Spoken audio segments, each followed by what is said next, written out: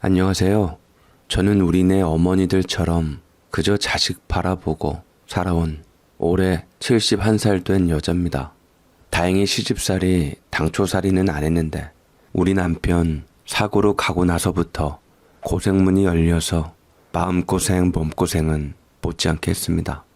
30채 안 되었을 때 아들 하나 딸 하나 품고 혼자 덜렁 남겨졌을 때 여기저기서 애 둘 데리고 어떻게 사냐, 나이 더 먹기 전에 살 방도 알아보라며 옆구리를 찔러댔는데 그게 하자는 있어도 돈 좀 있는 남자 만나라는 것이었지요. 여자 혼자 애 둘 못 키운다고요. 그런데 남의 애 하나도 아니고 둘이나 키워줄 남자가 있나요? 어미인 저도 제 자식인데도 보면 한숨 폭 나오는 짐덩이인데 다른 남자는 오죽하겠냐고요. 결국 저는 죽이 되든 밥이 되든 내가 싸질러 놓은 애는 내가 키워야지 했습니다. 이왕 천덕꾸러기 될 바엔 저에게 되는 것이 낫지요. 아들놈은 그래도 남자라 홀어머니 밑에서 자랐어도 그렇게 무시는 안 당했는데 딸인 미정이는 이것 때문에 무척 힘들어했습니다. 애가 원체 순해서 어릴 때부터 애들이 너는 아빠 없다며 하면 제 잘못이기라도 한 것처럼 걔가 죽었거든요. 워낙 몸이 약해서 그런가 기도 약합니다. 좋은 남자를 만났으면 좋았을 것을 이상하게 만나는 족족 이상한 놈들만 꼬이는데 우리 아이들이 참 바르고 착한데 돈 없는 가난한 살림이라 그런가 평범한 사람보다는 가난하고 드센 사람들이 꼬였습니다. 사실 며느리도 통 속을 알 수 없는 능구렁이입니다. 처음에는 제법 사이 좋았는데 어느 날부터 혼자 팽해서는 집에 마지못해 아들 따라와서는 무표정하게 앉아만 있다 가는데 보나마나 사돈이 이상한 소리하며 바람 넣은 것 같은 느낌이 많이 들더라고요. 그래도 저는 우리 애들 대학까지 가르쳤는데 저 스스로 이게 자랑스럽고 대견해서 자랑한 적이 있거든요. 며느리네 트집 잡으려고가 아니라 그래도 구색은 갖췄으니 당신 딸 굶기진 않을 것이다 이 뜻이었는데 마냥 너는 대학도 못 보냈지 메롱 하는 걸로 보였나 봅니다. 아무튼 그렇게 쌩해진 사돈네 때문에 며느리랑 사이가 틀어지면서 아들하고도 소원해지게 되었는데 님이라는 글자에 점 하나 찍으면 남 되는 거 남편만이 아니더라고요. 마누라가 싫어하니 눈치가 보이는가. 어미인 저한테도 그렇고 동생인 미정이한테도 무심하고 보고 싶다는 전화라도 할라치면 성질을 바락바락 부립디다. 저하고 연락하면 집에서 바가지 엄청 긁힌다는데 그래 알았다 하고 끊고는 연락 안 했습니다. 당시 미정이가 결혼 이야기 오고 가는 남자가 있었는데 남자도 별로고 시부모 자리가 영 별로라 상의하려고 하던 참이었거든요. 보기에 제법 순하고 서글서글해서 잘 어울린다 했더만은 하는 얘기 들어보니 시아버지 자리는 바람을 대놓고 피우고 시어머니 자리는 피던지 말던지 하고 있다가 대충 실증난 무렵쯤에 집에 찾아가 뒤집어 엎으며 남편을 데리고 왔답니다. 자기 말로는 그게 머리를 쓴 거라는데 남편과 짧게 살아서 그런가 저는 통 모르겠고요. 바람기도 유전이라는데 우리 딸 속썩이지 않을까 그것만 걱정이었죠. 게다가 무슨 정신머리라고 사돈인 저에게 남편 바람났는데 바로가 아닌 대충 놀게 하고 실증날 때 데리고 온 걸 자랑이랍시고 하는지 이상한 집구석이란 생각만 들었지요. 아니나 달라 사위놈은 결혼과 동시에 바람을 피고 안사돈은 딸 미정이만 트잡이하고 난리도 아니었습니다. 남자가 바람 피는 이유가 어디 있겠냐? 네가 마음에 안 들어서 그런 거지. 손뼉도 마주쳐야 소리가 나듯이 여자가 본분을 못하면 남자는 바람나게 돼 있어. 너 봐. 우중충하니 집에 오고 싶겠냐? 얼굴이 이뻐 그렇다고 애교가 있어. 물에 술 탄 듯 술에 물 탄 듯 답답하니까 그렇지. 그렇다고 친정이 부자라 비위 맞출 필요도 없고. 몰라. 그냥 놀다가 지치면 들어오겠지. 암튼 우리 생활비나 줘. 그 핑계로 떼먹을 생각 말고. 어머니 저도 생활비 못 받은 지 오랜데요. 웃기네. 너 그럼 손가락 빨고 있었냐? 살은 여전히 오동통하구만. 그럼 그 살은 누가 올려줬는데? 왜? 우리 아들 집에 없다고 새서방이라도 드렸냐? 친정엄마가. 그래서 제가 어머니 용돈까지 참아 달라고 왜 말을 못해? 이럴수록 네가 우리한테 잘해야 한다. 조강지처가 뭐냐? 남편은 밖에서 뭔 짓을 해도 네 도리하고 있으면 그놈도 감동해서 들어오게 돼 있어. 여자 어차피 거기서 거기야. 일단 네 친정서 꿔서라도 줘. 백가죽이 등에 붙었다 놔도 나중에 그놈 들어오면 몇십 배로 갚아줄 거야. 얼른 너 필요한 데 있다고 하고 얻어줘. 알았지? 너만 믿는다. 무엇이건 남에게 뒤집어 씌우면야 마음이 편해지겠지만 해도 해도 너무한 요 못된 사도는 순한 우리 딸 저에게 돈 가져오라 시켜 용돈 타내고도 아들한테 그러지 말란 소리 한 번을 안 해줬답니다. 아무튼 사위는 그렇게 속 끓이던 중에도 여자하고도 뻑하면 틀어질 때면 집에 기어 들어오나 본데 어느 날 우리 미정이한테 태기가 생겨서 제가 작정하고 사위 찾아가 정신 차리려면 다 때려치고 들어오고 아니면 이참에 그냥 갈라서라고 해버렸지요. 나는 죽어도 이 꼴 못 본다고요. 그 와중에도 아들 단돌이 잘하겠다는 소리는 않고 아들 손 주면 자기가 보고 손녀면 그쪽이 보쇼하는데 아이만 난이었으면 당장이라도 데리고 오고 싶을 정도였습니다. 우리 미정이가 뭐가 모자라서 이렇게 사나. 제가 당한 것보다 더 억울하고 마음 아팠는데 낳아보니 더 마음 아픈 일이 생겼지요.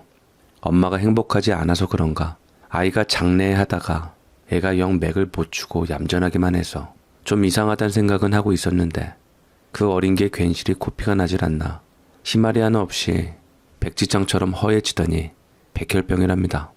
묘하게 뜨끈뜨끈하니 열이 있었던 것도 모르고 꽁꽁 싸매서 그런 줄만 알고 있었죠. 그래도 손녀 아프다고 하니 바깥 사도는 눈시울 적시던데 이놈의 안사도는 그럴 줄 알았다는데 그 미운 입을 그때 쪽 찢어놓지 못한 게 천추의 한입니다. 어디서 어린 게 그런 더러운 병이 걸리는가는 몰라도 자기네는 일절 돈 없다고요. 백혈병이라니 피가 더러워 생기는 병 아니라는데 무식하면 답도 없다고 가뜩이나 정신없는 애미를 뒤흔들어 놨지요. 쉽게 말하자면 피 만드는 공장서 문제가 생긴 거라는데 아직 미숙한 아이들은 예후도 좋다고 한번 열심히 치료해보자는데 집구석에서 할미란 게 이렇게 밉살 만진 소리로 초를 쳤습니다. 사위놈은 애가 아프다니까 그래도 신용은 했던 남편 노릇 아비 노릇도 그만하려는지 다시 밖으로 돌았고요. 그래 미정이를 집으로 불러들여 미정이는 손녀를 저는 미정이를 돌보며 애들을 건사하는데 결국은 집중치료 받는다고 병원으로 들어가게 되었지요. 당장 돌지나 본인이 어디가 어떻게 아픈지도 모르는 손녀의 맑은 눈을 보며 저것을 놓칠 수도 있다는 불안감에 제가 그때 가진 돈 통통 털어서 치료해보자 했던 것은 당장 외할머니로 애정보다는 이 아이 잘못되면 내 딸도 죽는다는 생각 때문이었거든요. 워낙에 말수도 없고 잔잔한 미정이는 엄마인 저도 속을 통 알 수가 없는 애지만 아이는 병 때문에 코피 쏟고 엄마인 미정이는 그런 아이 돌본다고 피곤하여 코피를 쏟는 걸 보니 늙은 이 몸 누가 사간다면 팔고 싶을 정도로 마음이 아파 견딜 수가 없더라고요. 그렇게 제법 차도가 있어서 살아나나 했던 손녀는 결국 한 2년 정도 치료 성공했다 다시 재발하여 겨우 5살에 하늘나라로 떠났습니다. 제가 남편 죽인 어쩌고 그런 소리도 익숙한 박복한 여잔데 어린 것 앞세우니 그런 말하고는 비교도 할 수 없는 감정이 들더라고요. 제가 이러니 미정이는 어떻겠나요? 정말 눈뜨고 봐줄 수가 없을 지경이었는데 제가 손녀 살아생전 웃고 애교 부린 것은 기억이 안 나는데 손녀 세상 떠나기 하루 전부터 간 날 그리고 화장하고 있었던 일 아직도 악몽을 꾸곤 합니다. 제일 미안한 게 고생만 하다가 내 장례도 제대로 못 치러준 것인데 하자마는 아이 살린다고 돈 그렇게 까먹고 무슨 장례냐며 가진 눈치를 다 주고 틸틸거리면서 같은 병실에서 투병하던 애들 부모가 소식 듣고 찾아오자 한편으로 비웃어가며 봉투 가로채고 그때 사위며 그 집 인간들이 상종 못할 인간인 걸 제대로 알았지요. 미정이 옆에 바짝 붙어서 저를 째려보면서 장례비며 화장이며 니네 엄마한테 달라고 하라는데 노인네야 그렇다 쳐도 애비 되는 사위까지 그러는 것 보고 치가 떨렸습니다.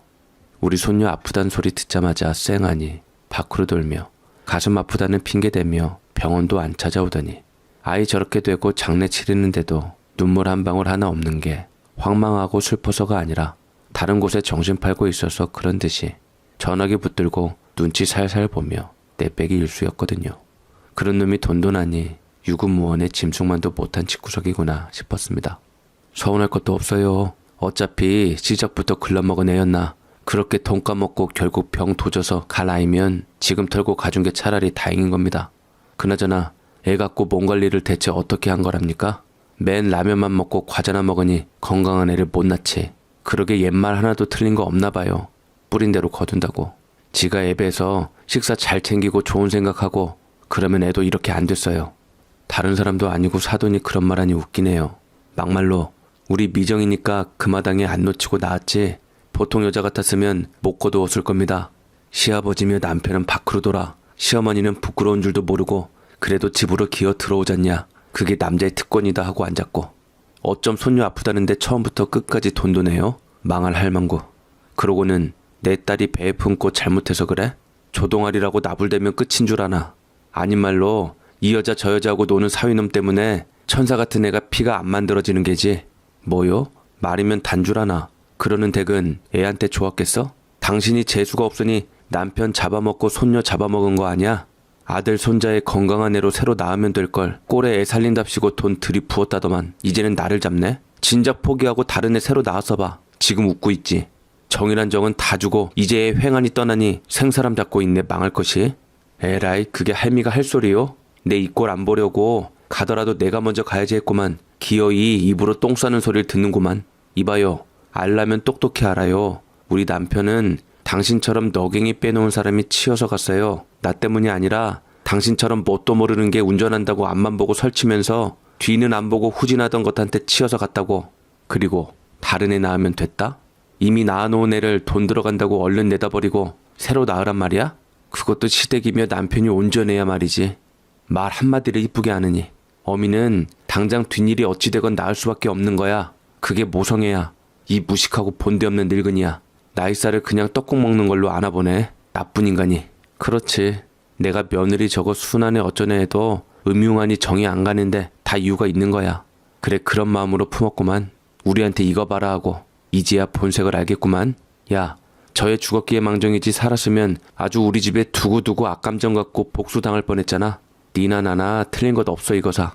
다른 집 며느리들은 건강한 애들 잘 만났더만. 애미가 비리비리해서 그런 애 낳은 게 왜 우리 탓이야.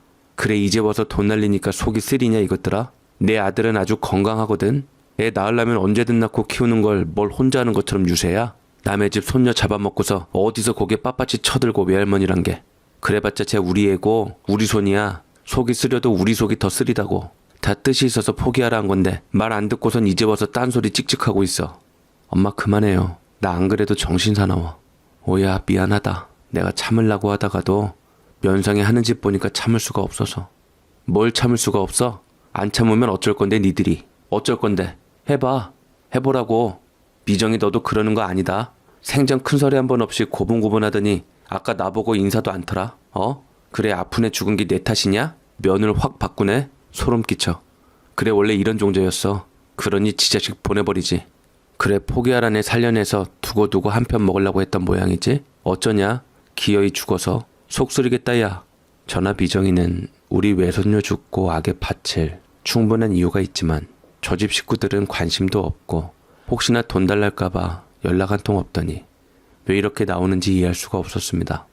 초상 치르는 것에도 못마땅해 하던 이 여자가 화장장까지 따라 붙는 게 이상하다 했더니만 일을 쳤습니다. 결국 악감정으로 말다툼한 게 속을 뒤집어서 기어이 뭔가 우리 모녀에게 두고두고 지울 수 없는 상처를 주고 싶었던 게죠.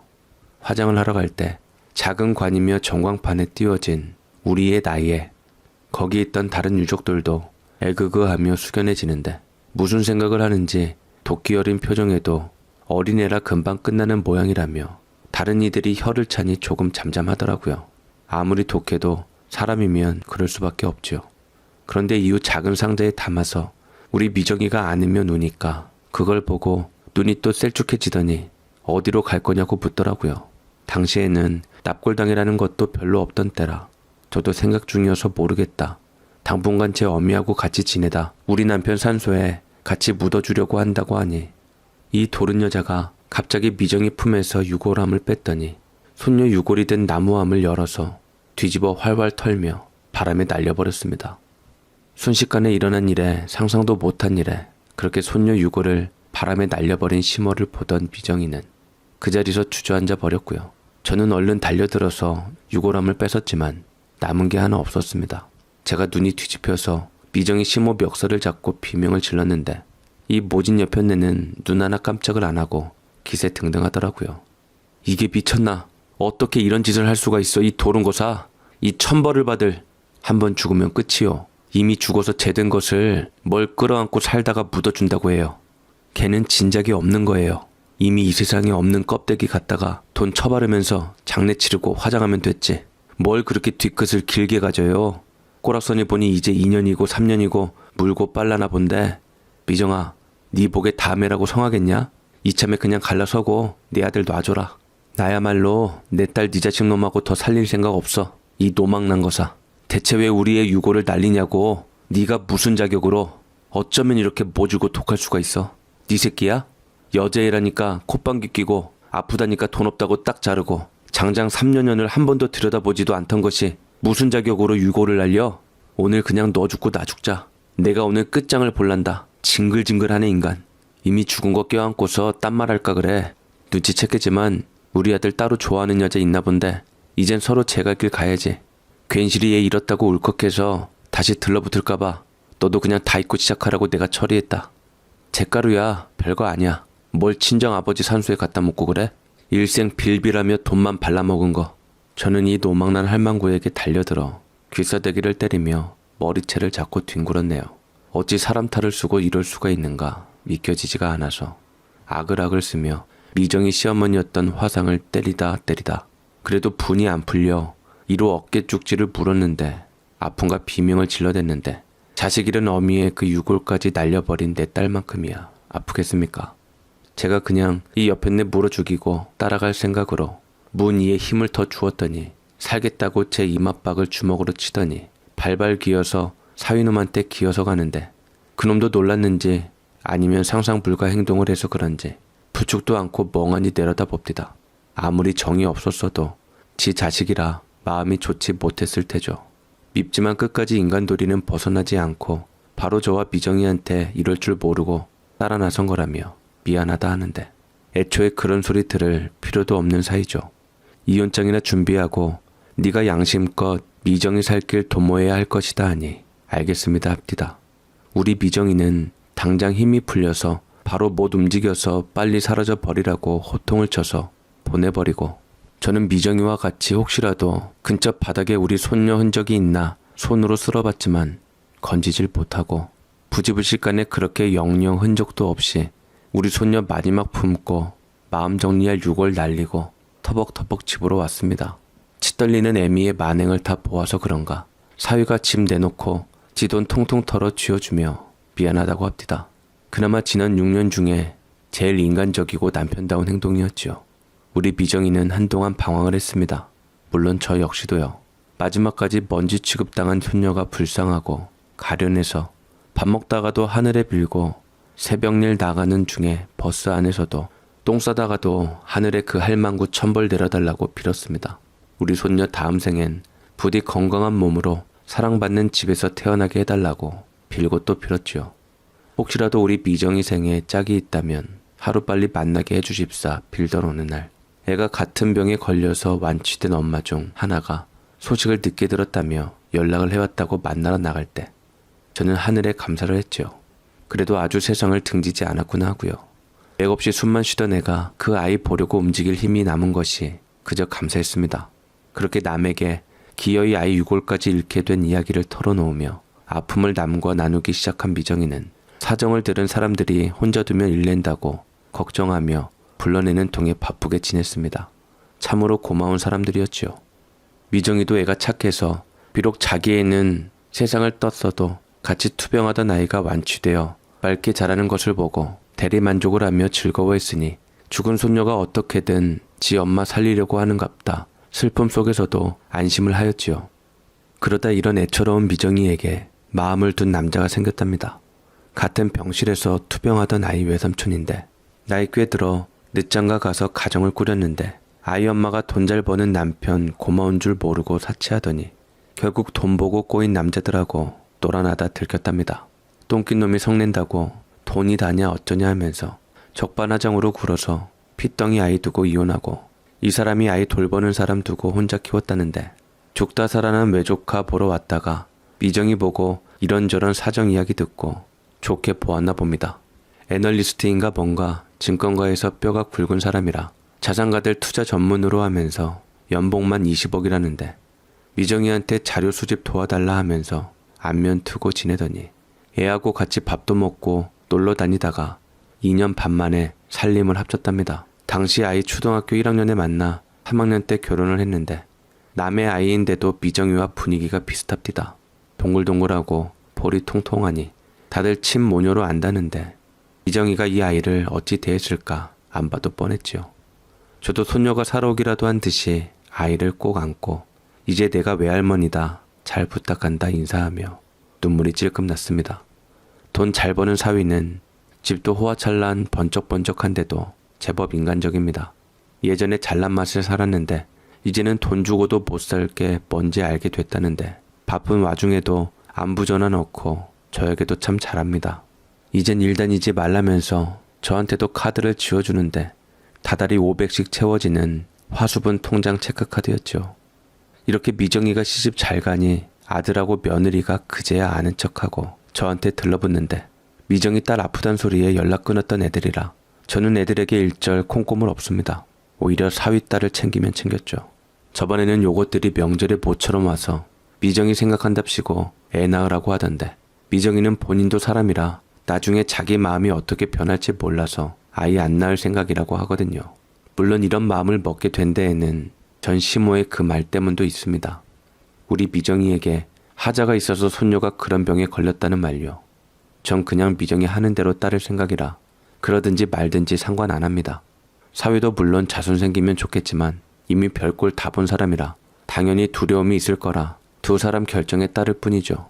그렇게 새로 생긴 손녀하고 미정이와 저는 노닥거리며 자주 만나서 노는데 어느 날 이제 초등학교 졸업하고 중학교 올라가니 제가 신학기 가방하고 옷 좀 사주려고 미정이하고 백화점에서 먼저 만나 한 바퀴 둘러보고 있던 중이었습니다. 저나 미정이는 멋내는 타입들이 아니라 돈 많은 사위 돈 펑펑 안 쓰거든요. 옷도 수수하게 입는 편인데 사위 체면 생각해서 백화점에서 사 입는 편입니다. 무엇보다 사위가 관리하는 부잣집에 선물 주고받는다고 문턱이 닳도록 드나들어서 백화점서 VVIP 고객에도 주는 선물들을 저도 곁다리로 많이 얻어먹기도 하였지요. 당장 사위도 여기 대주주급이라 꼭 여기서 구입을 하는데 매니저급 직원들도 대충 알고요. 그렇게 식품 매장에서 이것저것 주전부리하고 선물용으로 좋을 만한 것이 없나 둘러보는 중에 그 재수없는 전 미정이 시어머니를 만났습니다. 보자마자 저는 손녀 유골 낚아채 뿌리던 생각이 나면서 욕지거리가 나는 동시에 혹시라도 미정이가 죽은 아이 생각나서 괴로워하지 않을까 싶어서 눈치를 살폈는데 다행히 덤덤해 보였습니다. 그런데 제가 저 인간을 보자마자 그날 일을 떠올리듯이 저 인간도 그날의 미정이와 저를 떠올렸나 봅니다. 그 집 아들하고 헤어지고 우리는 지날 6, 7년 동안 신세가 천지개벽을 했는데 말이죠. 저와 미정이가 팔짱을 끼고 백화점에서 노닥거리는 것을 보더니 우리가 비싸서 못 사는 줄 알고 아는 척을 하면서 자기 아들이 새 여자 만나서 자기까지 호강한다며 의시대는데 가소로워서 혼났습니다. 어머, 이게 누구야? 미정이 아니야? 그 엄마까지? 오랜만이네? 여긴 웬일이야? 그렇게 차려입고? 밑 빠진 독에 물 붓느라 근근히 먹고 살 줄 알았는데 그래 우리 아들한테 한 미천 떼어받고 그래도 살만한가 보네? 백화점에서 보고. 요즘 뭐하고 살아? 애들 안보험 팔러 다니나? 왜 애들 놀이방에 경험담 이야기하면서 접근하면 겁 많은 애기 엄마들 몇몇은 들어줄 텐데 말이야. 근데 여기 꽤나 비싼 코너인데 모르는 모양인데 여기 거는 유기농이라 근 대여섯 배 비싸. 그냥 시장 가서 사. 기분 내다 허리 휜다. 자식 죽고 남편 팔아가며 돈 받아서 먹을 걸로 다 날리면 노후는 어떻게 하려고 그래? 남이 사 뭘 사든 무슨 상관? 누가 들으면 이혼하면서 위자료 몇십억 준 줄 알겠네. 지 애미가 하도 인간 같지 않은 짓거리 하는 바람에 양심에 찔려서 자식한테 들어간 치료비 반에 반 건넨 거 가지고 뭘 그렇게 유세야? 냉면 한 그릇 사 먹으면 땡일 거 가지고. 그래 그쪽은 뭐하고 사셔? 본인이야말로 아파서 죽은 손녀딸 육을 뿌려댄 얘기나 하시며 사시지. 감히 애 먼저 보낸 애 보자마자 그런 소리래? 아주 지독스러운 것은 알았지만 상상 초월이네 인간이. 그날 주둥이를 물어 뜯어놓을 것을 더러워서 차마 못 그런 게 한이네 아주. 말 잘했다 요년아. 내가 물린 데 덧나가지고 한참을 고생했어. 더러운 거 사. 유기농 사 먹을 생각 말고 이나 잘 닦고 다녀. 아우 더러. 보자마자 어깨가 욱신하네 그냥. 또 물리기 싫으면 입 다물고 갈 길 가. 재수 없으니까. 왜? 이왕 만난 김에 내가 하나 사줄 테니까 골라. 이때 아니면 언제 이런 걸 먹어? 그래도 군말 않고 떨어져 나간 덕에 지금 돈 잘 버는 며느리 만나서 백화점 다니잖아. 예전 같으면 꿈도 못 꾸지. 애가 걸려서 망설이던 참에 혹도 자연스럽게 없어진 마당에 덕분에 일사천리로 진행됐잖아. 내가 그거 하나 고맙더라고. 하나 골라 내가 사줄게. 이렇게 한마디를 안 지고 살살 죽은 손녀 이야기를 하면서 약을 올리면서 뭐 사줄까 비꼬는데 약이 올라 죽을 것 같았습니다. 이젠 예전에 우리가 아니다 따지면서 바닥에 굴리며 한판 다시 붙고 싶었지요. 며느리가 얼마나 버는가는 몰라도 우리 사이만큼 벌까 싶고요. 어느 동네 사는가는 모르지만 우리 미정이 지금 사는 집만큼 클까 싶고 집값 얼만데 따져 묻고 싶어서 입이 간질간질한데 미정이는 슬그머니 미소까지 지어가며 이 못돼 먹은 예전 시어머니를 바라보고 있었습니다.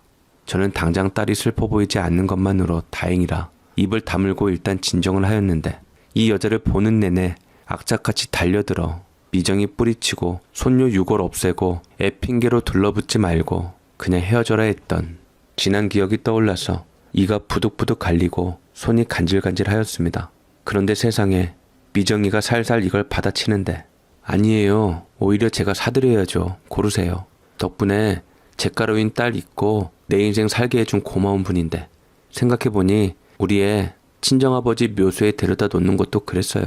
아버지 보러 가야지 애 보러 가는 것이 되면 안 되잖아요. 나는 사실 그 애 살아생전에 있는 능력 없는 능력 다 했고 우리 친정엄마까지 그 애에게 정성을 다해서 후회도 없었어요. 그런데 남은 시간을 못 해준 것만 생각하면 내가 죽지. 그렇게 나한테서 떠나게 해줘서 고맙네요 이제는. 그래 그랬지. 나한테 고마운 줄이나 알아라. 예 고맙네요. 그러니까 하나 고르세요. 사준에 만에 생색내는 것 보니 비싸서 못 샀던 모양인데 내가 사줄 테니까 골라요. 내 대신 힘든 일 해준 사람인데 이까짓 거 하나 못 사줄까? 뭐야? 야 너 남자 제대로 만난 모양이다. 응? 건방지게. 따박따박 시어머니한테 말대답하면서 말 본새도 달라지고 본색 제대로 나오네 이거. 시어머니라뇨? 우리 시어머니는 용인에 계시는데 그쪽은 나한테 처음서부터 끝까지 지독하게 못된 기억을 준 사람이에요. 방금 전까지 자기 며느리가 돈 잘 번다고 자랑해놓고 나한테도 시어머니야? 치매인가? 그러게 진작 돈 아끼지 말고 유기농 사 먹지 그랬어요. 나하고 엄마는 애 병원비 대느라 그랬다 쳐도 그쪽은 뭐하느라 이런 걸 못 먹었대? 아 바람나서 이 여자 저 여자 찾아다니는 남편한테 돈 달라고 하기 그랬구나. 하긴 사돈한테까지 삥 뜯어서라도 먹여야 옆에 붙어있지. 근데 지금 며느리도 그럴 거라 믿지 마요. 요즘 여자들은 그렇게 안 살거든요. 한 푼이라도 아껴 써야 오래 빌부터 먹죠. 참 이거 못 먹어봐서 뭐가 좋은 줄 모르죠. 내가 골라줄게요. 그렇게 딸이 카트를 챙기자 유기농 코너 직원들이 딸을 알아보고 90도로 인사하자 이 여자가 개거품을 부는데 고소했습니다. 척척 물건들을 담고서는 이분 계산 도와주시고 그냥 보내라. 영수증은 내가 처리할 것이다 하니 이해하고 일사천리로 진행이 되니 대체 저것이 어디서 뭐라고 팔자가 달라졌나 심히 궁금한 모양이었습니다. 저 같으면 미주알 고주알 우리 남편 얼마 벌고 지금 어디 산다고 자랑이 늘어질 것 같은데 야야 하면서 와 너 팔자 폈냐? 딸 앞세우고 이런 거 먹고 살았냐? 뭔 짓을 하길래 이렇게 돈 자랑이냐? 악을 바락바락 쓰던 할망구는 심상치 않은 분위기를 감지한 시큐리티 직원에게 얌전히 들려서 나갔습니다. 개거품 투혼을 하는 추한 여자와는 말도 섞기 싫다는 듯이 우리는 바로 그 여자 것까지 계산하고서 라운지로 올라가서 노닥거리다가 집에 돌아왔는데 이젠 예전하고 다르다고 자랑이라도 하지 그랬냐 아쉬워하니 괜히 들러붙는다고 딱 그 선에서 끝내는 게 좋답디다.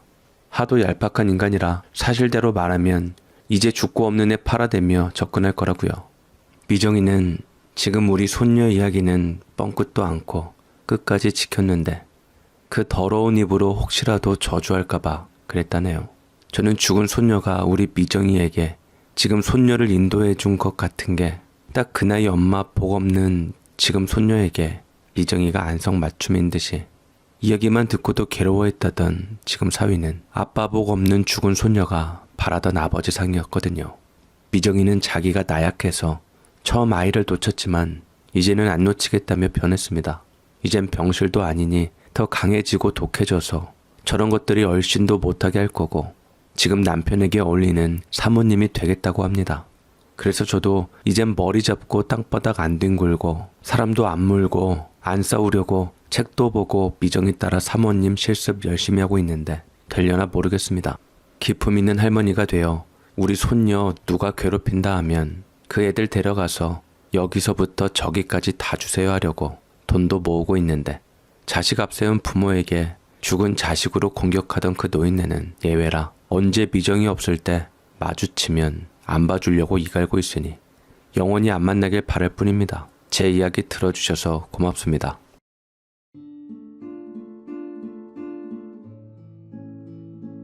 중소기업에서 임원으로 있는 평범한 가장입니다.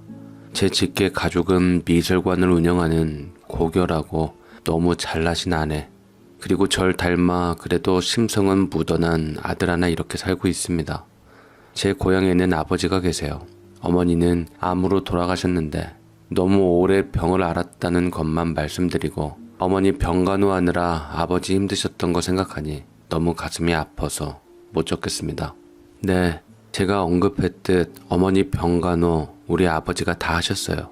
솔직히 피를 나눈 부모님 병간호도 하기 어려운 세상인데 우리 아버지가 어머니를 얼마나 사랑하셨게요. 어머니를 처음 아신 게 17살 고등학교 다닐 때라고 하셨습니다. 어머니께서는 자주 가던 서점 딸이었고 17살부터 아버지의 열렬한 구애로 이루어진 부부죠. 아버지가 상업고등학교 졸업하시고 은행에 취직하고 도중에 군입대하기 바로 전에 혼례를 올리셨다고 해요. 저희 외할아버지가 3년 금방인데 뭘 굳이 결혼을 하냐고 신랑 없는 시집살이 쉬운 줄 아냐고 반대하셨지만 군 3년 생활이 까마득하시고 불안하셨던 아버지의 엄청난 구애로 두 분은 아버지 군입대 전에 결혼식을 올리셨다고 합니다. 아버지는 늘 미인인 어머니와 결혼하신 것을 자랑스러워하시며 자식인 제게도 꿀이 뚝뚝 떨어지는 눈빛으로 어머니 보며 자랑을 하곤 하신 게 생각이 납니다. 네 어머니가 어찌나 예쁜지 세상에서 제일 아름다운 선녀 같더라고. 당연히 네 엄마와 결혼하고 싶어하는 다른 총각들도 많았고 내가 그래서 애지중지 데려와 손에 물 하나 안 묻히게 하려고 노력했는데 참 네 할머니께서 워낙 마음에 품은 한이 많으셨던 건지 네 엄마에게 시집살이라는 돌이킬 수 없는 실수를 하고 말았다. 군대 입대 때문이라고 해도 내가 변변치 못해서 네 엄마를 고생시킨 게 아직도 한스럽구나 라며 끝에는 이렇게 항상 자책감으로 마무리를 짓게 됐는데 어머니는 할머니와 합가 당시 아버지 군대 가셨을 때 그야말로 신랑 없는 집에서 시집살이 하면서 임신하고 입덧하고 출산하고 정말 고생 많으셨지만 한결같은 아버지의 보듬어주는 사랑으로 하루가 멀다 하고 보내는 편지로 위안 삼아 그 고비를 넘기셨다고 합니다. 두 분이 얼마나 서로를 천생연분으로 여겼던지 휴가 나올 때마다 아이가 생겨 우리 형제는 연년생으로 사남매가 되었습니다. 놀라셨죠? 네, 넷다 연년생입니다. 자랄 때 어른들이 모두 넷다 연년생이라고 하신 그 질문의 뜻을 어른이 되어서야 알았어요. 아버지가 제대하시고 은행에 다시 다니시기 시작하면서 우리 어머니의 진정한 신혼은 시작되었지요. 결혼 7년 차의 부모님은 아버지의 끊임없는 노력으로 겨우 분가를 하시고 우리 장성할 때까지 행복하고 무탈하고 평온한 부부가 되셨습니다. 자랄 때 저녁 먹고 아버지와 어머니가 나란히 앉아 TV 보시던 모습이 어제런 듯 생생하네요. TV를 보시다가 어머니가 지나가는 말로 저 단감 참 맛있겠네 하시면 어느 사이 아버지가 없어지세요. 작대기를 들고 마당 감남으로 가는 거죠. 가서 바로 그 자리에서 감을 따서 어머니에게 가져다 드리고 없으면 시장이라도 가셔서 구해다 주시는 그 사랑. 아무리 늦은 시간이라도 어머니가 아, 저 팥 들어간 호빵 참 맛있겠네 하시면 꽁꽁 추운 겨울 그 깜깜한 동네 골목을 나가서 구멍가게 가서 호빵을 사오시던 아버지.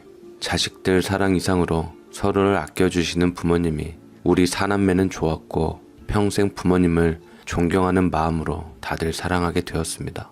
그렇게 아끼고 소중히 생각했던 어머니가 66세 병원에서 암 진단을 받고 그때부터 즐기고 긴 투병 생활이 시작되었죠.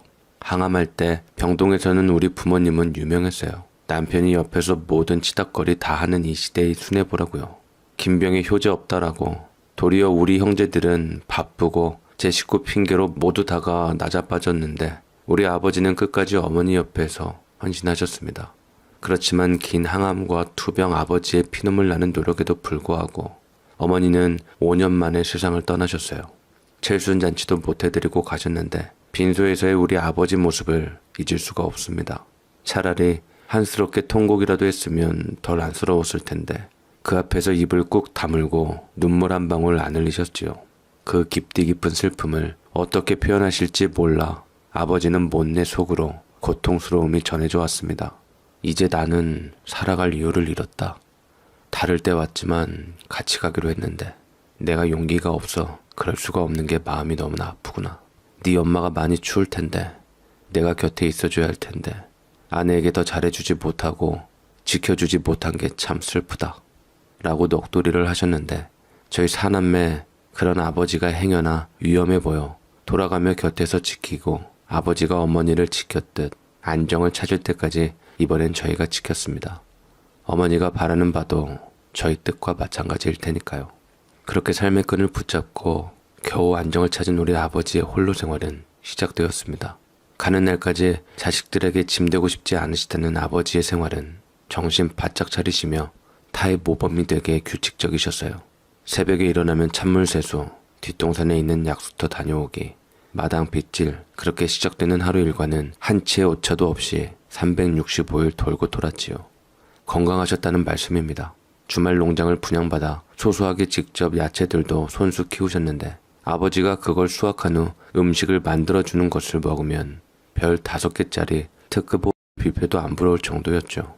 재료도 좋지만 네 어머니 병간호를 홀로 할 때부터 익혀온 음식 솜씨다. 딸 혜진이보다 더 잘하고 챙겨 먹고 있으니 내 걱정일랑 말고 니들 볼일이나 잘 보고 신경 써라. 라고 말씀하실 정도로 솜씨가 좋으셨죠. 1년에 몇 차례 꼭 내려가는 날, 아버지 생신 때, 어머니 기일 때, 할아버지 할머님 제사 때, 명절 때 내려가는 게 다인 남매들. 말로만 그러신 게 아니라 가보면 정말 혀를 내두를 정도로 살림 솜씨가 대단하셨죠. 김치만 먼 타읍 재래시장에서 주방기구 파는 여동생이 택배로 붙여드렸지 모든 반찬을 직접 해드셨어요. 그렇게 해드신다는 거 쉽지 않은 일이거든요. 한마디로 자식들에게 손 벌리지 않으시고 힘도 빌리시지 않고 완벽한 독립적인 삶을 사셨던 멋진 아버지여서 다들 다행이다 마음을 쓸어내렸습니다. 그런 아버지 자식들답게 저희 사남매도 모두 잘 성장하게 되었고요. 특히 저는 맏자식으로서 부모님의 기대를 모은 만큼 최선을 다해 공부를 잘하고 서울에 한다 하는 손가락 안에 든다는 대학에 무난히 입학해서 내내 장학금 받으며 부모님께 손 벌리지 않고 혼자 힘으로 대학을 졸업했고 자취비용은 제가 손수 아르바이트를 하면서 벌었거든요. 군 제대 후 대학을 졸업하고 대학원을 진학하고 싶었지만 형편상 불가해서 전자로 유명한 대기업에 입사를 했습니다. 저를 유난히 이뻐하시던 한 임원의 소개로 집안 좋은 여자와 선을 봐서 결혼을 했죠. 네, 지금 제 아내는 제가 지금 다니는 중소기업의 오너의 딸입니다. 대기업 잘 다니다가 처가의 부름으로 장인어른 밑에서 들어간 저를 제2인자로 부르지만 실상은 그렇지 않고 그것 때문에 매일매일 피가 마를 지경이었죠. 저는 흔히 말하는 아들 없는 집의 그냥 대릴사위일 뿐이었고 저희 장모님의 동생들이 모든 실권을 다 쥐고 있지요. 저희 부부요, 신혼 초부터 삐그덕이었지만 대단한 집안의 여자를 아내로 맞아들인 뒷가라고 생각하고 모든 걸 참고 지냈습니다. 네, 상상하실 수 있는 모든 그림은 다 그리시면 됩니다. 조건 보고 한 결혼, 대릴사위 명목으로 들어간 자리, 제 아내는 제게 관심 하나 없이 오직 자기가 운영하는 작은 미술관과 우리 사이에 낳은 아들 하나만 관심이 있는 여자였더랬죠. 저희 집을 낮게 보는 경향이 있었던 건지 웬만큼 가족들 모임이 있는 곳엔 치를 떨어 절대로 부르지 않았고 그나마 시댁의 명절 때나 아버지 생신 때 제사가 있으니 잠시 얼굴만 비추고 오자는 말에도 눈을 치켜뜨고 제게 반박하는 여자였습니다. 요새 세상이 어떤데 제사를 치러? 막말로 내 조상도 아니고 별로 협조하고 싶지 않아. 일만 해도 바빠 죽겠는데 시댁 식구들 상대하기 싫어서 일부러 좀 눈 낮춰서 결혼했더니만 강요하는 건 다 똑같네 정말. 이래서 아예 결혼하면 이 핑계에 저 핑계 대며 외국 나가서 살아야 한다니까? 암튼 시댁 식구들 정 나 찾으면 영상통화나 하던지 요새 잘 돼 있는데 왜 바쁜 사람 오라가라느냐고. 툭하며 지 머리 텅텅인 거 티내며 예의도 뭣도 없이 얘기하는데 한마디로 시댁이고 남편 형제들이고 관심 박힙니다. 아예 아내 뇌리에는 시가가 없지요. 애 있어서 이혼하기도 쉽지 않아 진짜 오로지 아빠 하는 내 새끼 하나 보고 당장에 때려치고 싶은 결혼 생활을 꾹 참았는데 그러다가 최근 운영진에서 밀려난 저는 아내에게마저 남편 대접 못 받으며 한심하다는 눈초리를 받고 있다는 것을 알게 되었습니다. 그 눈초리가 지긋지긋해서 아내와 한 공간에 있기 싫기도 하고 어떻게 빠져나갈까 매일매일 이혼을 생각하며 이악 물고 있는데 그런데 갑자기 하루아침에 아버지께 일이 생긴 것을 알게 되었어요. 계기는 바로 순댓국집 사장님에서부터 흘러나오게 되었죠. 2달 전 설 명절 때 와이프는 서울집에 두고 저 혼자 고향을 내려가는 일이 있었는데 동생들이야 뭐 다들 제각각 알아서 올 테고 저는 당시 아내와 쇼윈도 부부로 사이가 좋지를 못해 하루라도 집사람하고 빨리 떨어져 있고 싶어 고향에 빨리 내려왔거든요. 고향에 내려오는 길 아버지가 가끔 우리 형제들을 데리고 가시던 읍 시장의 순댓국집으로 갔는데 고향의 향수를 느끼며 며칠 전부터 순댓국이 먹고 싶더라고요. 순댓국 좀 한 그릇 뜨뜻하게 먹고 순대도 싸가지고 집에 들어가려고 했습니다. 순댓국집 문을 드르르 여니 역시나 늘 변함없이 맞아주시는 바깥 사장님. 30년 된 순댓국 집밥인 만큼 순대와 고기가 꽉 찬 뚝배기를 앞에 두고 국을 뜨기 시작하는데 역시 마주 앉아주시는 안 사장님.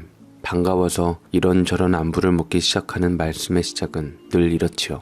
아이고 우리 김상무는 언제 봐도 참 양반이요. 어찌 숟가락질하는 게 그리도 양반일까잉. 아버지 닮아 맘씨도 착하고 서울서 대학도 나오면서 갑부집 처가댁 만나 잘 산다는디 어찌 며느리 얼굴은 매번 머리카락 하늘도 보이지 않는데? 뭐 때문에라도 부부는 평등해야지. 어느 하나 참고 사면 꼭 사단이 나요. 내 말 명심하고 똑똑히 살았으면 좋겠네. 참 말이 나왔은 게 말인 게 사실 내가 김상무에게 꼭 할 말이 있는디. 아, 네, 사장님. 편히 하세요. 혹시 아버지에 관련된 말씀이세요? 라고 말하자 고개를 은근히 끄덕이는데 그동안의 안부며 한참 말씀하시다가 제 눈치를 슬쩍 보시더니 아버지가 요즘 이상하다는 말씀으로 시작하는 것이었습니다. 제가 깜짝 놀라 먹던 수저를 놓고 영문을 몰라 하자 다시 재차 설명해 주시더라고요. 놀랄 것까진 없고 지난 가을 장날 장에 나오셨다가 역시 순댓국을 드시러 들어오셨는디 손에 장문 가방이 없더라고. 어르신 장을 아예 안 보셨냐고 여쭸더니 화들짝 놀라면서 가방이 어디 갔냐고 되짚어 나가시구이. 한참 생선가게 박씨가 맡아두고 있더라며 밝게 웃으며 다시 돌아오셔서 그땐 별일 아니게 넘어갔는디 또 다음 장날에 보니 이번엔 웃도리를 글쎄 반팔 입고 나오셨더라구이. 그것도 여자 어르신이 입는 반팔옷을 말이지. 펄럭펄럭이며 편하게 입을 수 있는 옷이었는디 그때가 10월 초라 쌀쌀했는디 얇은 그것만 입고 장에 나오셔서 아니 어르신 이게 무슨 일이냐고 화들짝 놀래서 여쭸더니 너털 웃음을 웃으시면서 우짠지 오는 길 내내 너무 추워서 얼른 순댓국부터 한 그릇 먹고 장을 봐야겠다 싶어서 식당부터 오시라고 대답을 하신디 아무래도 딱 내 말만 들어도 뭔가 이상하긴 하지? 라며 전해주시는데 심장이 쿵거리며 뭔가 확실히 이상한 느낌이 들기는 했습니다. 때마침 그날 아버지는 바깥 사장님 가을 잠바를 한 벌 빌려 입고 돌아가셨대요. 그런 비슷한 일이 장날마다 이어져서 시장의 우리 집 단골 사장님들은 잔뜩 걱정을 하고 있으면서 설 명절 때 자식들 내려오면 어떻게든 찾아뵙고 자식들에게 말씀드리리라 아니면 김상무가 들를 테니 김상무한테 먼저 이야기하리라 그러고 벼르고 있었다고 하시더라고요. 저는 가슴이 떨리면서 허겁지겁 발걸음이 빗나가는 걸 겨우 다잡고 사장님이 싸주신 순대를 들고 차에 올라 집 쪽으로 차를 몰았습니다.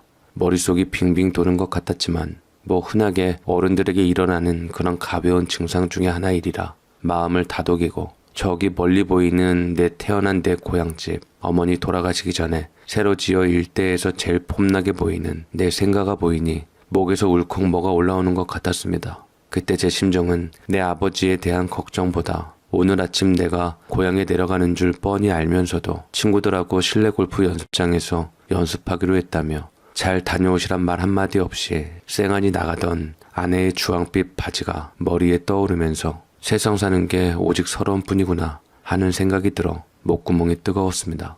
맏자식이란 게 그런 순간에도 아버지 걱정보다는 제 서러움이 먼저 떠오르는 거죠. 집이 거의 다 보이는데 마당에서 제 바로 밑에 여동생이 그 퉁퉁한 몸을 뒤채며 뭔가 되게 바빠 보이더라고요. 반가워서 클렉션을 눌렀더니 오빠 왔소 하며 얼른 아는 체를 하고 다가옵니다. 그런데 얼굴이 근심 가득인 거예요. 인사를 묻기도 전에 가슴이 덜컥 내려앉아서 뭔 일이냐고 묻기도 주저하는데 제 여동생의 얼굴이 벌개져 발을 동동 굴리더라고요.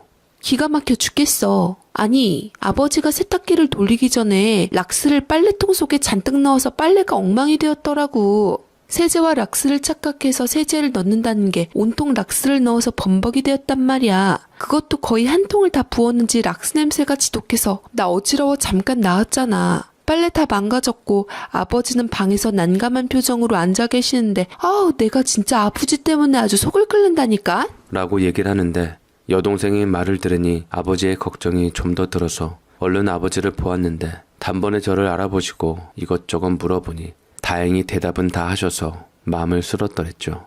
매제는 원양어선을 타는 어부라 지금은 먼 바다에 나가 있어 설이 지나고 봄 무렵에나 돌아와서 이번 명절에는 빠질 모양이고요. 그날 아버지, 여동생과 여동생 딸 그리고 저 이렇게 넷이서 조촐하고 고즈넉하게 명절 준비하며 보냈습니다. 슬쩍슬쩍 아버지 상태를 살피면서요. 동생에게 집에 왔을 때 집안 상태가 깨끗했냐고 물으니까 아무렇지도 않게 뭐 똑같지라고 하더군요. 동생은 아무런 눈치도 못 챈 것 같았습니다. 여동생 밑에 남동생 둘은 다음날 나란히 도착하고 우리 네 형제는 다 모였습니다. 내일이면 명절 차례를 지내느라 더욱 집안은 덜썩거리고 오랜만에 사람 사는 집 같아졌어요. 아버지는 우리 형제들 술 마시고 떠드는 모습을 흐뭇하게 지켜보시며 소파에 앉으셔서 신문을 읽고 계셨지요.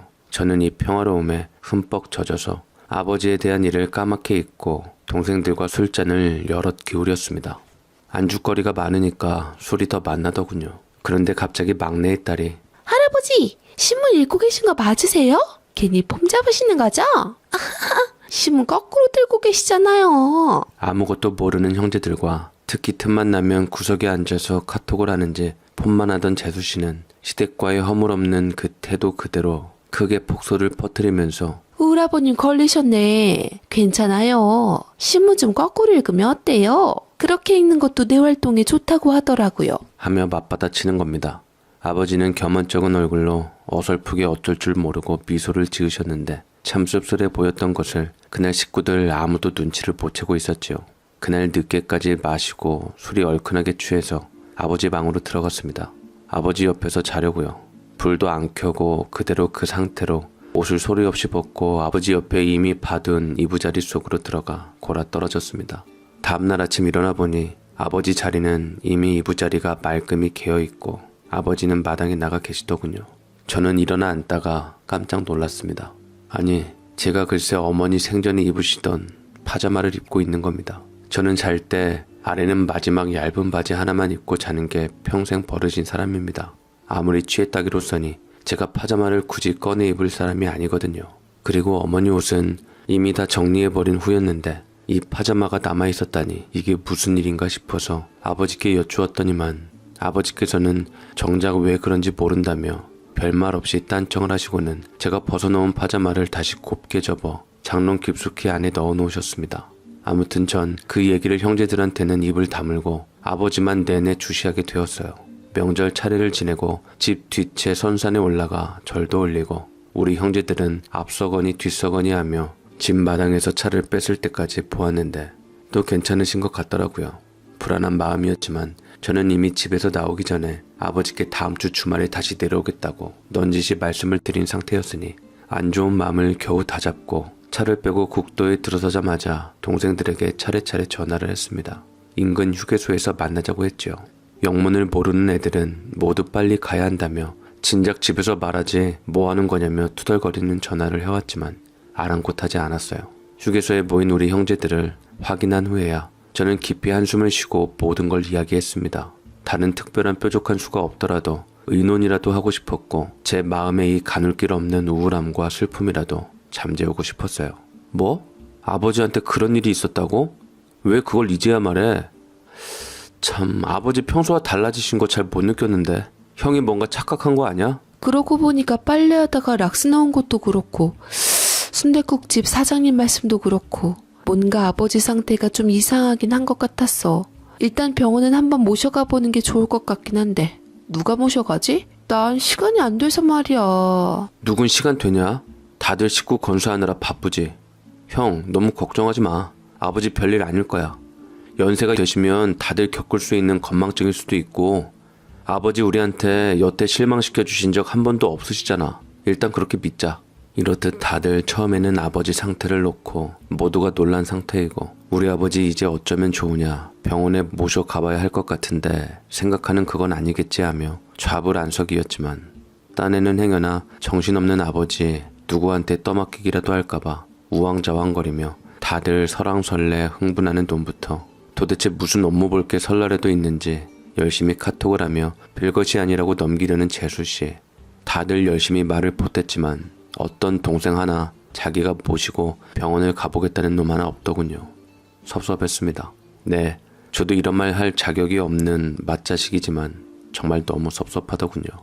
여동생이야 시장에서 혼자 장사를 하니 몸을 빼도 박도 못하지만 셋째 놈은 정시에 출근하고 정시에 퇴근하는 직장 생활을 하는 부부로 마음만 먹는다면야 월차를 내서라도 와볼 수 있는 거거든요. 막내 놈은 부부가 같이 이삿짐 센터를 운영하고 있고 둘 다 몸으로 뛰는 일이라 이 동생들에게는 애초에 바라지를 말아야죠. 첫 해에 망해먹어 빚만 쌓아놓은 장사. 작년부터 겨우 일어나 몸으로 때우기 시작했는데 막내들에게는 뭘 바라지 말아야 합니다. 그래도 지들이 마음만 먹는다면야 말 한마디라도 내가 하루 쉬고 모시고 가겠소 할 수도 있는 걸 텐데요 말입니다. 막내 집은 아버지 집에서 40분 남짓 거리라 제일 가깝습니다. 이래저래 제 마음이 편치 않으니 동생들한테 마냥 섭섭했어요. 그럼 일단 병원부터 모셔야 하니까 내가 시간 빼서 움직여 볼게. 니들은 병원 이야기나 좀 해라. 다음 주 목요일 저녁에 집으로 내려와서 금요일 아침에 내가 모시고 병원을 다녀올 테니 그리 알고. 증상이 대강 예감이 되어서 일단 아는 대학병원 교수님 통해서 알츠하이머 잘 본다는 교수님께 외래 예약을 하고 며칠 업무에 바빴습니다. 목요일 오전에 저는 이미 며칠 고향에 가서 지낼 옷을 챙겨 출근을 했는데 핸드폰으로 모르는 전화가 뜹니다. 받았더니 헛기침을 몇 번 한 낯익은 목소리가 들리더라고요. 김상무인가? 아, 나 순댓국집 안 사장이요. 혹시 시간 좀 내면 급하게 내려와 봐야 쓰겄는디. 아버지 문제요. 순댓국집 안 사장님이었습니다. 지금 좀 급하게 내려와야겠다는 건데 설왕설래 다급하게 하시는 말씀을 요약하니 우리 아버지가 글쎄 시장 한복판에 돗자리를 깔고 지나는 사람들에게 호빵 좀 주고 가서 그러고 계시다는 겁니다. 집에서 낮잠 자는 우리 마누라쟁이 먹이게 호빵 좀 주고 가서 그러고 계시더래요. 단감 있으면 그것도 좀 주고 가서 집에 가 마누라쟁이 먹여야 함께 그렇게 애걸복걸을 하시고 계시다는 겁니다. 그 이야기를 듣는데 울컥 목에서 뭐가 치밀어 오르면서 저는 저 혼자 사용하는 사무실이지만 문밖 안내데스크에 비서가 앉아있는데도 불구하고 눈물이 왈칵 쏟아지며 소리내어 울고 말았습니다. 어머니 돌아가시며 장례 치르며 숨죽여 온 게 마지막. 군대에서도 눈물 한 방울 안 흘렸던 저입니다. 한번 울음이 터지기 시작하니 못 견디겠는데 한참을 울고 나서 화장실에 가서 세수 좀 하려고 방에서 나왔더니 비서가 고개를 못 들고 앉아있더군요. 세수를 하고 돌아와 스케줄을 다 미룬 후 저는 차를 몰고 고향으로 내려갔습니다. 내려가면서 셋째에게 전화를 했어요. 잠시 신호음이 가더니 꺼질 때 다 돼서야 받아지더라고요. 셋째냐? 너 금요일 퇴근을 고향집으로 좀 해야겠다. 미안하지만 나 그날 일이 있어서 말이야. 클라이언트하고 라운딩 약속이 제주도로 잡혀서 토요일 새벽 비행기를 타야. 무슨 일이냐고 이유도 묻지 않고 일 때문에 대뜸 못하겠다 해서 아무 말도 안 하고 끊었어요. 그냥 자식이라는 거 다 필요 없는 것 같더라고요. 부모님이 우리를 어떻게 키웠는데 부모님 일이라면 발 벗고 나서서 와야지 어디 일핑계를 대고 빠져나갈 궁리만 보이니 배신감마저 느껴졌습니다. 어찌 보면 제가 배우자랑 사이가 안 좋아서 부모님 일에 기울이는 반면 동생들은 재수씨나 매지하고 사이가 좋았기에 자기 식구들 챙기기에 바빠서 그랬는지도 모를 일이었다고 그렇게 혼자 위안을 삼으려고 했으나 그래도 마음이 좋지 않았습니다. 고향집에 들어가 보니 이장님이 머리맡을 지키고 계시고 아버지는 낮잠 중에 계셨는데 이장님이 제가 온다는 이야기를 들었다며 안 그래도 대화 좀 나누고 싶어서 기다렸다고 하시더라고요. 이장님은 몇 년 전에 타지에서 들어온 타성바지입니다. 귀농을 한 사람이에요. 사람이 진국이고 성실해서 어른들이 이장을 만들었는데 사람 참 정말이지 좋더군요. 자네 아버지가 사실 지난 여름부터 뒤에 선산에 올라가서 식사를 하셨는데 바구니에 밥하고 반찬 몇 가지 담아서 어머니 묘소 앞에서 돗자리 깔고 시식하는 모습이 하도 기이해서 논일하다가 말고 산으로 올라가 봤더니 글쎄 수저로 밥 한 술 떠서 드시고 또 한 술 떠서 묘소에다 대주시고 계시더라고. 한입 하소 하면서. 그리고 열무김치 한 가닥 수저 위에 돌돌 말아 드시더니 임자 이렇게 먹는 거 좋아하지? 하시면서 밥 한 술 떠서 열무김치 돌돌 말아서 묘소 앞에 대어주시더라고. 아무래도 상사병 같아. 라고 이장님이 그러시는데 그 말을 듣고 눈물이 또 나왔지만 입술 꾹 깨물고 참아내고 저는 이장님께 추후에라도 아버지에 관련된 소식이 있으면 언제든 제게 연락달라고 연락처를 드렸네요. 그날 이른 저녁부터 아버지를 모시고 읍으로 나가 갈비를 먹고 들어왔어요. 들어와서 운동복으로 갈아입고 마루 걸레질을 했습니다. 살아생전 어머니가 하던 방식대로 쪼그리고 앉아 이동해가며 박박 닦았지요. 그리고 다음날 새벽에 아버지 모시고 목욕탕을 가서 아버지 등에 묵은 때를 밀어드리고 깔끔하게 씻어드렸습니다. 아버지 머리칼은 다 빠졌고 이제는 거의 민머리라서 꼭 아기 두피 같았는데 제 머리를 쓰다듬었던 아버지의 젊은 모습이 떠올랐고 저는 아버지를 꼭 안아주자 아버지께서 말씀하시길 다 큰 녀석이 징그럽다. 뭐 하는 거냐 녀석아. 아이고 자식이란 건 애나 어른이 돼서나 마음을 놓기가 힘든가 보다. 라면서도 싫지 않으신 듯 미소를 지으셨네요. 저 역시 늙어가고 있는 처지에 아버지를 안아도 품이 참 따뜻하더라고요. 하마터면 또 주책 맞을 눈물이 쏟아질 뻔했지만 아버지에게 걱정 끼쳐드리고 싶지 않아 오랜 시간 동안 어린아이가 된 것 마냥 아버지 품에 있었습니다. 그런 아버지를 모시고 제발 아니길 바라며 병원에 가서 검사를 했는데 안타깝게도 혹시나가 역시나 알츠하이머였고 시공간 파악 능력이 현저하게 떨어지고 계시는 중이라고 하시더군요. 우리만 몰랐다 뿐이지 날짜나 요일을 모르는 증상이 나타나기 시작한 것은 꽤 되셨을 것이고 제일 문제는 익숙하지 않은 장소에서 혼동을 보이다가 진행되면 늘 다니던 익숙한 곳에서 길을 잃어 헤매는 경우가 생긴다고 하니 가족들이 옆에서 많이 신경을 써드리라고 하더군요. 그날 저녁 아버지를 모시고 고향집으로 돌아와 아버지 옆에 있으면서 동생들과 카톡을 했는데 셋째는 아예 단톡방에 들어오지도 않고 카톡 확인도 안 했습니다. 할 수 없이 재수씨에게 연락을 했더니만 톡 쏘는 말로 죄송합니다만 아주버님, 그이가 전화를 안 받았다면 저 역시 아무 말도 할 수가 없으니 애아빠와 직접 연락을 하시는 게 좋을 것 같네요. 라며 묘하게 냉정한 말투로 이야기하더라고요. 동생들 내려오길 기다릴 때까지 아버지를 바라보며 저는 참으로 생각이 많았습니다. 맞이의 도리로 당장에 우리 집으로 모셔가고 싶지만 그건 마음뿐 저도 대릴사위로 처가살이하는 상황인지라 아버지를 쉽사리 모시고 갈 수도 없었고 까탈스러운 이기적인 마누라한테 허락을 맡을 자신도 없었습니다. 저 도도하기가 이루 말할 수 없고 저와는 이미 40 중반부터 남남같이 살게 된 저 여자의 눈앞에 우리 아버지를 보이기 싫은 마음이 더 크기도 했고요. 내가 집을 나와 아버지를 모시는 한이 있어도 그건 하기 싫었습니다. 토요일 저녁 셋째 빼고 모두들 내려왔고 우리 사남매는 의논을 하게 되었네요. 의논 끝에 일요일 오전 동네 이장님께 연락을 드려서 사람을 수소문해달라고 부탁을 했습니다. 개인 요양보호사 중에서도 가장 얌전하고 나이 지긋하신 남성분을 소개해달라고요. 그런데 이장님께서 의외의 말씀을 하시는 겁니다. 우리 어머님도 처음에 개인 요양보호사를 두고 집에서 보호받게 하셨는데 2년 정도 해보니까 그게 아니더라고.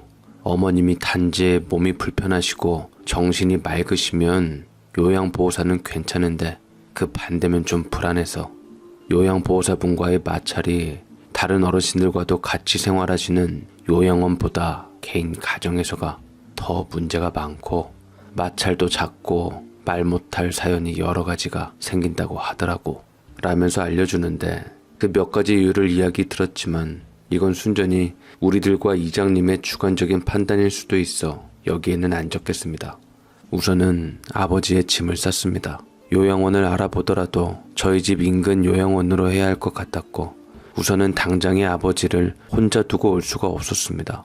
그리고 집으로 모시고 올라왔어요. 아버지 당연히 안 움직이시려고 하시죠. 그런 아버지께 저희 형제들이 모두 엎드려 빌다시피 애원했습니다. 우리 집에 계시면서 좋은 병원을 한번 다녀보자고요. 아버지 자신도 아버지 나머지 인생 건강한 정신으로 사시는 게 좋지 않으시겠냐. 여기서 더 안 좋아지시면 그때는 모두 다가 감당을 못할지도 모르니까 애초에 병을 고치자고요. 그런데 아버지 의외로 처음에만 인사치레로 거절하셨다 뿐이지 정말 예상외로 순순하게 따라 나서시는 거예요. 그랴? 초기는 고칠 수 있다냐? 주사 맞으면 낫는다고 하디? 하긴 나도 어쩔 땐 내가 내 이름도 생각이 안 나. 고치겠다는 의지가 있으신 거죠. 만 가지 걱정 중 의외로 한 가지 걱정이 가볍게 넘어간 겁니다. 그때쯤 하늘의 천운으로 저희는 처갓집 부모님의 사업으로 인해서 분가를 하게 되었는데 이참에 어찌됐든 뭐 포기하는 심정이긴 하지만 될 대로 되란 식으로 아버지 일에 관해 아내에게 상세히 밝혀 미리 카톡을 하면서 며칠만이라도 모셔보자고 했습니다. 그리고 당신도 좋다는 요양원 좀 수소문해보라는 부탁도 장문의 내용으로 보냈고요. 그런데 아내가 웬일로 순순히 알았다고 하더군요. 그간 사실 저와 등지면서 하나밖에 없는 자식 때문에 속 썩는 일이 있었는데 그것 때문에 제게 하고픈 말이 많았지만 제가 바깥일과 아버지 일로 정신없는 것을 알고 우리 자식한테 아비 노릇하게 하려면 일단 밖의 일부터 해결봐야겠다 싶어서 협조하는 거라고 했죠. 당신과 문희로 부부로 살았지만 애가 커가면서 좀 더 당신과 부모 역할을 하는 것이 좋을 것 같아서 나도 어느 정도는 당신에게 양보하기로 했어. 어찌 보면 그동안 당신도 여태 우리 부모님이랑 원치 않는 합가한 거 알고 있는데 뭐 난 솔직히 아버님 모시는 게 편안하다고 생각 안 하지만 그래도 도움 주시는 분 계시고 나한테 피해만 안 가면 어느 정도는 양보할게. 그래야지 당신과 이제부터라도 좀 가까워질 수 있을 것 같아서 내 딴에는 신경 많이 쓴 것만 알아줬으면 좋겠어. 상당히 의외였지만 그 마음이 어쨌든 싸납게 안 나오는 것만도 고마웠는데 다른 며느리도 다 아버지를 거부하는 판국에 생각지도 못하게 며느리들 중 이기적인 면으로 치면 단연 1위인 아내가 절 도울 줄은 몰랐더랬죠. 도우미 아주머니께 2층 청소를 부탁을 해두어 이미 싹 정리가 되어 있었고 제 순한 아들은 할아버지를 반갑게 맞아주더군요. 아들과 아내 그리고 저, 우리 형제들, 조카들 모두 그날부터 요양원 수소문을 시작했습니다. 마침 집에서 50분 거리에 시설도 좋고 공기도 좋은 요양원 한 군데를 선택했어요. 저희 위토에 사시는 아내하고 가끔 라운딩 나가는 모 중소기업 대표이사 댁 부인이 알려온 정보인데 집하고 가까움에도 자연과도 밀접하고 무엇보다 설계가 널찍널찍 쾌적하고 정원과 산책로가 마음에 들었습니다. 문화생활이 잘 갖추어진 요양원이라 젊을 때부터 영화 좋아하시던 우리 아버지에게 적합한 것도 같아서요. 기왕지사 아내가 아버지를 책임지기로 한 걸로 부담을 느꼈는지 너무 열심으로 요양원 정보를 물어오기에 저 여자가 저렇게도 안달이 났나 안 좋은 생각이 드는 것도 잠시. 사람은 느낌으로 안다고 하죠. 제 아내의 그 열성은 나와 정말 잘해보고자 하는 그 노력으로 생각이 들어 이 사람의 진심임을 느끼게 되었습니다. 아내는 본인 기준에서 한치라도 문제 있는 요양원은 절대 안 돼 라는 결기도 느껴지기도 했는데 그 어떤 때보다 아내에 관해 많은 생각을 하게 되더라고요. 아버지께서 우리 집은 당신 집이 아니라 불편하셨는지 초긴장을 하셔서 정신줄을 잡고 계셨는지 큰 실수 안 하시고 일주일을 잘 지내시더군요.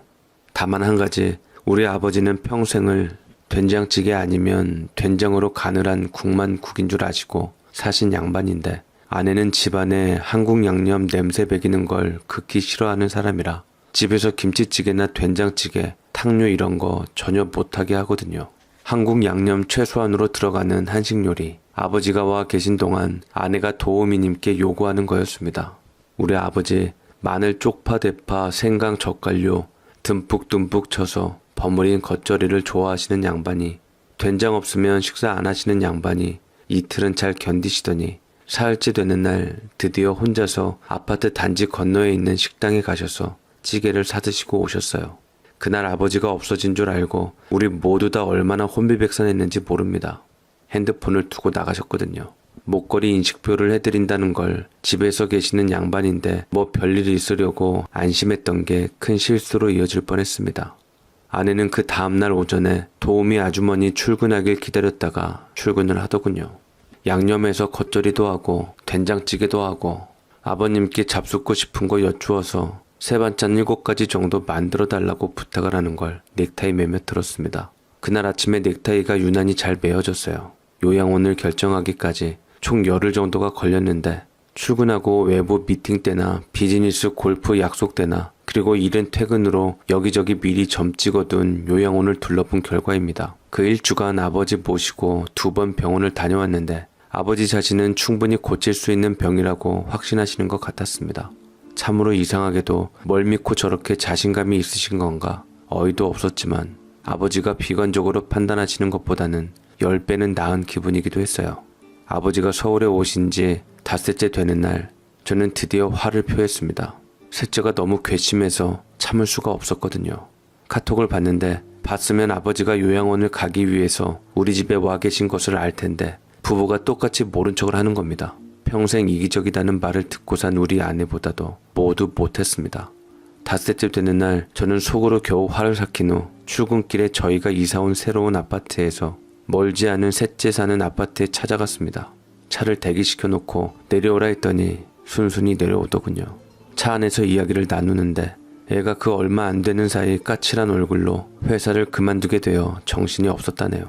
이게 무슨 소리인가 어이가 없었고 한 20분 동생이 모든 이야기를 털어놓더군요. 동생이 다니는 회사는 처가의 친척이 운영하는 디자인 회사인데 저와 같은 케이스입니다. 동생 부부가 모두 경영진으로 다니고 있었는데 재수 씨와 급격하게 사이가 안 좋아진 게 오해라고는 하지만 동생은 클라이언트와 좋지 않은 소문이 있었던 모양이었습니다. 그걸 아내에게 들키고 처가에 들킨 거니 그것만으로도 재수 씨는 펄펄 뛰고 아주 난리도 아니었댔죠. 거기다 오해를 부른 동생이 클라이언트 그 상대 여성 남편 역시 화를 참지 못하고 회사 사이트 자유 게시판에 관련 글을 올렸나 보더라고요. 내가 아무리 오해라고 설명을 해도 와이프도 처갓집도 믿어주지 않으니 나란들 별 수 있어. 내가 볼 땐 아무래도 와이프 쪽이 다른 사람이 있는 것 같더라고. 멍멍이 싸움밖에 안 돼서 다 알면서도 속아주는 거야 나도. 이혼해야지 이번 기회에. 알게 모르게 우리도 형 못지않게 많이 안 좋았었어. 우리 와이프는 형수님보다 더 가식적이고 연기도 잘해서 지금껏 버텨왔는데 아예 건수를 잡아버린 건지 이혼을 독촉하더라고. 이제 나도 지긋지긋해서 관두려고. 동생은 의외로 담담하고 후련해 보였습니다. 자기는 이번 기회에 이혼을 할 생각이라네요. 홀로서기 하며 새로운 출발을 하고 싶답니다. 당분간은 모든 걸 다 내려놓고 다른 방향으로 다시 살아보고 싶다고 하더군요. 다 듣고 나니 저희 부부와 비교가 되면서 뭔가 이상했습니다. 진작에 정은 일말도 없이 쇼인도 부부라고 살아온 우리 와이프는, 그 손에 물 한 방울 안 튀기는 와이프는 시아버지를 군말 없이 받아들여 덤덤하게 같이 지내고 있는데 겉으로 그렇게도 친절한 시댁과의 관계를 유지하던 재수씨는 딴 맘을 품고 건수를 잡아 이혼하려고 독촉을 하고 있다네요. 그래서 사람 인연은 당장이 아니라 멀리 봐야 하는가 봅니다. 어쨌든 그날 차에서 대화하던 그대로 동생을 데리고 집으로 갔고 동생은 그날 우리 집에서 아버지 옆에서 잤습니다. 그리고 다음 주 월요일 아버지를 모시고 요양원 입소를 위해 우리는 아버지의 간단한 짐을 꾸려서 집에서 출발했는데 아버지를 중심으로 셋째와 저 그리고 와이프가 함께였어요. 출발하고 이번 대기를 하고 있는 인포메이션에서 우리 가족은 둘러앉아 커피를 마셨는데 약속이나 한 듯 모두 다가 아무 말이 없었습니다. 옆 테이블도 입소 준비하는 가족인지 할머니를 중심으로 중년의 남자가 보였고 서서 서성이는 젊은 세대가고는 앉아 계신 얌전하게 생긴 할머니와 손주 며느리 사이인지 무슨 사이인지 모르고 아이를 포대기로 등에 업고 초조하게 서성이는 그 세댁은 군밤 봉지를 손에 들고 먹고 있는 겁니다. 어찌나 먹성 좋게 먹던지 한참 먹을 때이긴 하지만 그 모습이 재미있어서 바라보는데 이상하게 세댁배가 너무 불러 보이는 겁니다. 제 눈길이 한참 거기로 가 있으니 아버지, 아내, 동생 모두 다가 그쪽을 보다가 쌀쌀맞기로는 누구에게도 뒤지지 않는 아내가 세상에 연년생이네. 아니 아기 엄마, 등에 업은 아기를 옆에 내려놓든가 하지요. 급여를 해가지고 아이를 업고 그러고 있으면 어떡해요? 라고 한마디 했는데 그걸 멍하니 바라보던 제 아버지 한참을 바라보다 이내 슬쩍 미소를 띄우고는 아이들과 저희 자식들을 번갈아 가면서 무덤덤하게 중얼거리시더라고요. 연년생이구만. 애들 아버지 생각이 많겠구먼. 우리 애들도 다 연년생이라 아내가 힘들어서 내가 많이 도와줬었는데. 아이고 내 새끼들이지만 4명이 쪼르르 아버지 하고 참새처럼 외치며 뭘 사오기라도 하면 그래도 봉투보단 아버지한테 앵기는 것이 참 예뻤지. 내 새끼들. 그 녀석들이 이렇게 듬직하고 늠름하게 컸다네. 그러니 새댁도 지금은 힘들겠지만 잘 견디고 예쁘고 건강한 자식들 잘 키워내는 훌륭한 어머니가 됐으면 좋겠네. 먼저 가버린 우리 애들 엄마처럼 말일세 하시는 겁니다. 그 순간을 보니 제 맘이 쿵 떨어지면서 그 짧은 순간 주마등처럼 부모님과 깃들인 옛 추억들이 훅 지나가면서 우리가 지금 얼마나 부모님께 후회할 행동을 하고 있는지 새삼 깨닫게 되었습니다.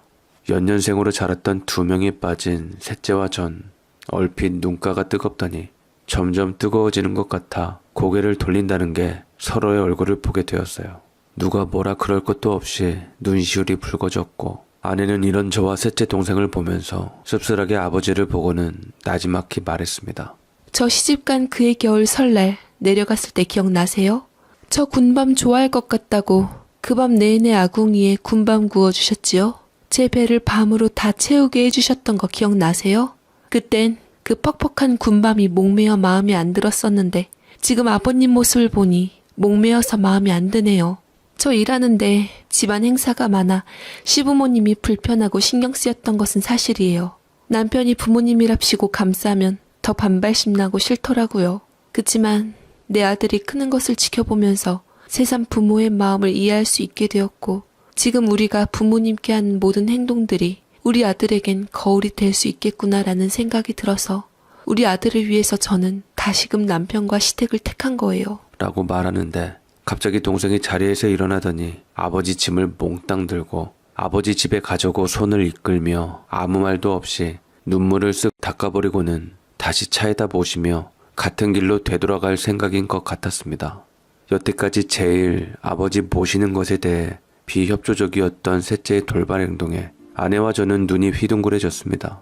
아버지도 뭔 일인가 얼떨떨한 상태로 쳐다보았는데 셋째는 이혼도 앞두고 있겠다. 더 이상 거슬릴 것도 무서울 것도 없었는지 아버지라도 지켜야 할 생각으로 더 이상 뒷공무니를 빼지 말고 아버지의 손을 다시 잡았습니다. 아버지, 나랑 살아요. 오늘 같이 내려가요. 나중에 어찌됐든 우선은 내려가서 생각해보죠 뭐. 어차피 이제 부인도 자식도 없어서 저 혼자 살기에도 쓸쓸하긴 했거든요. 형이랑 형수님은 서로가 있으니 혼자인 저를 아버지가 곁에서 지켜주시면서 함께 같이 잘 살면 좋을 것 같은데 다들 어떻게 생각하세요? 하는 겁니다. 모두들 일순간 차가운 침묵이 들었지만 더 이상 후회하지 않게 셋째의 뜻을 지켜주기로 했고 동생은 이미 따로 집을 얻어 나가려고 이삿짐 다 꾸려놓은 상태고 집에 들어가서 노트북과 핸드폰 용품 그리고 옷 몇 가지 챙겨 나오겠다며 돌아가자네요. 나중에 어찌됐든 우선은 아버지를 자기가 모시겠답니다. 타사와 이미 계약을 맺었고 프리랜서로 충분히 돌릴 수 있으니 고향에 내려가겠다고요. 이혼 소송 중이라 당분간은 공사가 다 망하겠으나 하나씩 제대로 짚어가며 제대로 해결해 나가겠다고 제게 다짐을 주더군요. 형, 아버지에게 받은 거 단 1%라도 돌려드리고 싶어. 떠나시면 후회라도 안 남게 라고 말하는 셋째는 그 길로 아버지를 모시고 일단은 잠깐 머물던 오피스텔로 돌아가게 되었고 저는 아내와 함께 다시 집으로 돌아갈 수 있게 되었습니다. 편안한 마음으로 집으로 돌아간 것이 얼마 만의 일인지 모르겠더라고요. 전 처음으로 우리 집이 훈훈하다는 것을 난생 처음으로 알게 되었네요. 동생은 다음 날로 아버지를 모시고 고향집으로 내려갔고 그날 내려가는 차 안에서 아버지가 뒷자리에서 주무시는 사진을 찍어서 단톡방에 올렸는데 아버지는 침을 흘리실 정도로 아주 곤하게 잠에 떨어지셨더군요. 아기같이. 아니 수학여행에서 지쳐서 집으로 돌아가는 아버지, 고등학교 때 까까머리 시절 같은 얼굴로요. 동생이 새로운 삶을 아버지를 모시고 고향에서 좀 살다가 이혼하고 한 1년 뒤쯤 좋은 소식이 전해져 왔는데 바로 동네에 간간히 봉사활동을 다니는 여간호사 선생님이랑 잘 되었다고 하더라고요. 간호사인 만큼 얼마나 꼼꼼하고 아버지를 잘 봐주는 데다 간호사 아버지도 우리 아버지와 똑같이 알츠하이머를 앓고 계셔서 함께 모시고 살게 되었다는 이야기였습니다. 덕분에 동생도 적적하지 않고 살 수 있게 되었고 아버지 두 분들도 친구가 되어 잘 지내고 있다고 하더라고요. 하물며 지난주에는 또 동생에게 전화가 왔습니다. 아버지 레퍼토리가 바뀐 것 같다고요. 우리 아버지는 어느 사이 너무 행복해지셔서 이제는 장에 가서 돗자리를 깔고 그러신답니다. 보소, 호빵 하나 사주고 가소. 우리 새며느리 입에 넣어주게요. 그리고 과일 가게 앞에 가서 보소, 단감 좀 주소. 우리 새며느리 가져다 주게. 하시면 주인이 감을 10개 정도 담아서 주신대요. 그러면 다음 장날 셋째나 셋째 재수씨가 가서 단감값을 물어드리는데 그건 댁에 계신 간호사 사돈 바깥어른이 잘 드신다고 하더라고요. 저희는 십시일반으로 돈을 모아 셋째네에게 월 생활비를 아버지 생활하실 수 있게 내어드려 아버지를 위해 모시는 데까지 모시기로 우리 남매들은 의견을 모았습니다. 부모님께 받은 단 1%라도 돌려드릴 기회를 놓치지 말자는 결기였습니다. 정서적 분리 과정도 필요하고 어떻든 조금이라도 늦추어 보자고 하는 건데 아버지에게 받은 사랑 더 돌려드리고 난 다음에 해도 늦지 않다는 생각이 드는 이유이기 때문입니다. 이미 자식마저 빠른 속도로 성장해 가고 있으니 우리는 하루하루 가정의 소중함을 알고 최선을 다해가며 살아야 할 의무가 있겠다는 생각이 듭니다. 제 사연 들어주셔서 감사합니다.